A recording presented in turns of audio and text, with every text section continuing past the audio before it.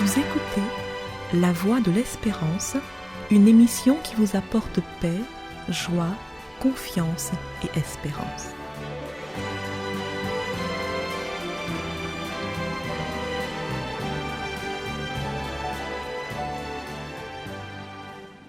Bonjour la Guyane et bonjour à tous depuis la Guyane.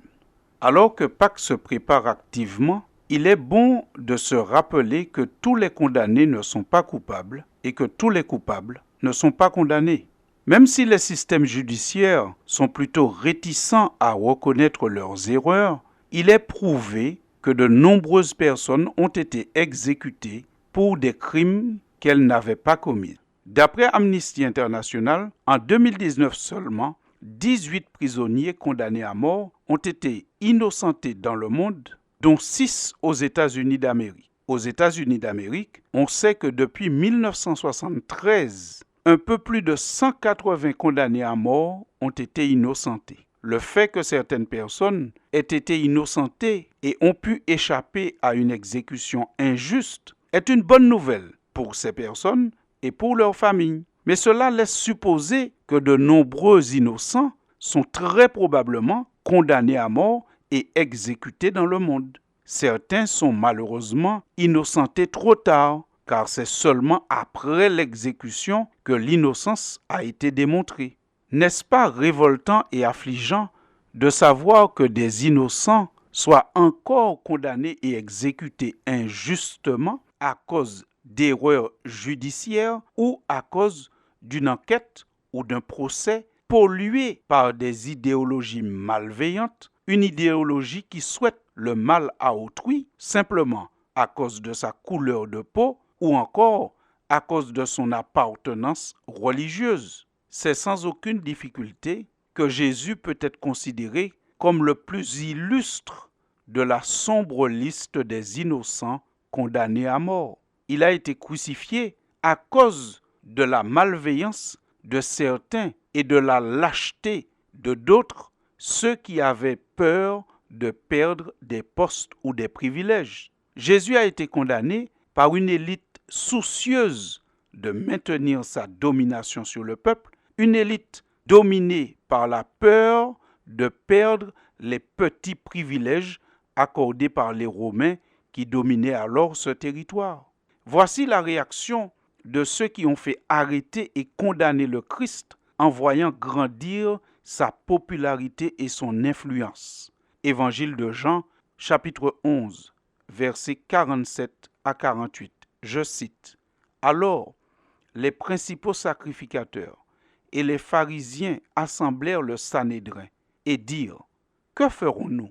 Car cet homme fait beaucoup de miracles. Si nous le laissons faire, tous croiront en lui et les Romains viendront détruire et notre ville et notre nation. » Fin de citation. Ceci montre bien que la motivation qui a conduit à la mort de Jésus n'était pas sa culpabilité, mais bien la peur de perdre l'influence que certains avaient sur le peuple et certains privilèges accordés par les Romains. Dès lors, ils résolurent de faire mourir Jésus.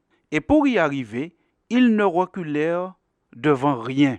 Ils ont utilisé la menace, le mensonge, voire même la subordination de témoins. Tous les évangélistes en témoignent, à commencer par Marc, qui nous dit au chapitre 14 de son évangile, alors que la fête de Pâques et des pains sans levain devait avoir lieu 2 jours après, les principaux sacrificateurs et les scribes cherchaient quelques faux témoignages contre Jésus suffisants pour le faire mourir. Luc nous fait savoir que Judas, l'un des disciples du Christ, alla s'entendre avec les principaux sacrificateurs et les chefs des gardes sur la manière de le leur livrer. Ils furent dans la joie et ils convinrent de lui donner de l'argent.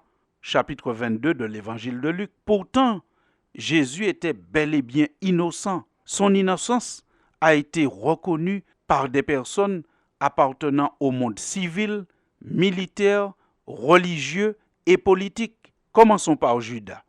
Lui qui a vendu Jésus, il a fini par admettre « J'ai péché en livrant le sang innocent ». Matthieu 27, verset 4. La femme de Pilate fait dire à son époux « N'aie rien à faire avec ce juste ». Matthieu 27, verset 19. Hérode et Pilate ont reconnu l'innocence de Jésus, car Pilate dit « Je n'ai trouvé aucun crime dans cet homme, ni Hérode non plus ».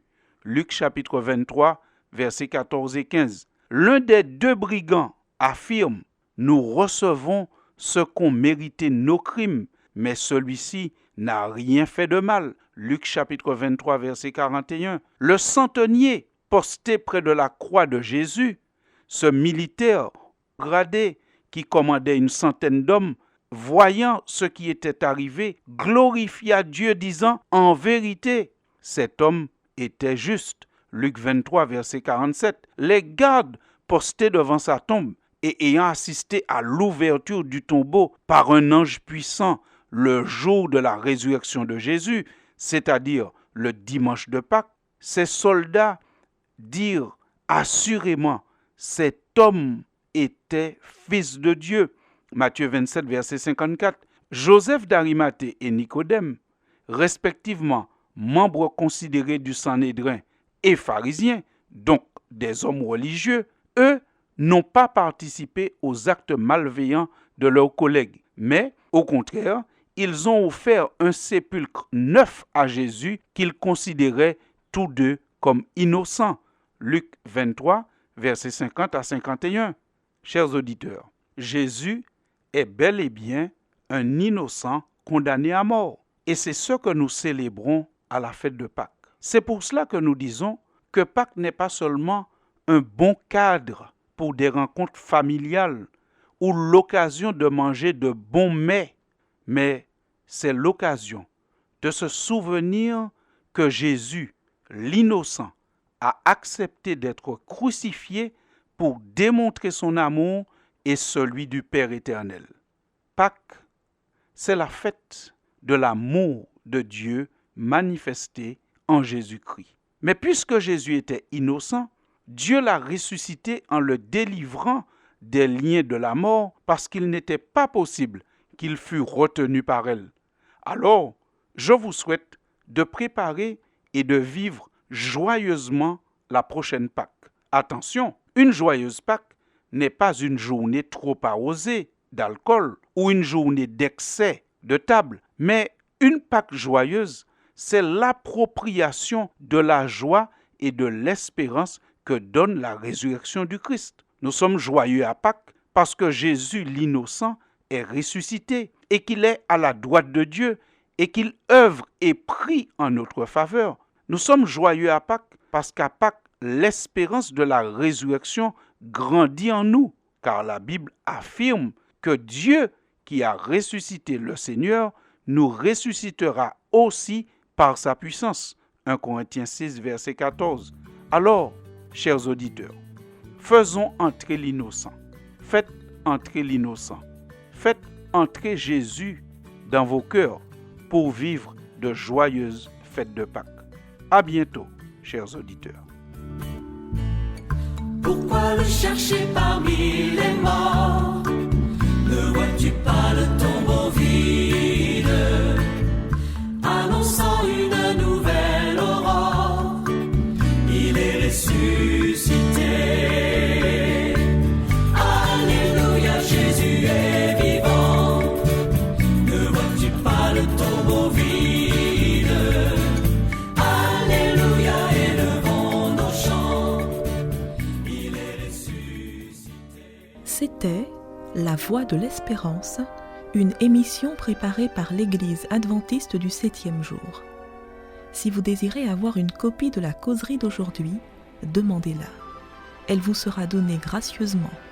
Écrivez à La Voix de l'Espérance, boîte postale 169 97 324, Cayenne, CEDEX, ou téléphonez au 0594 25 64 26.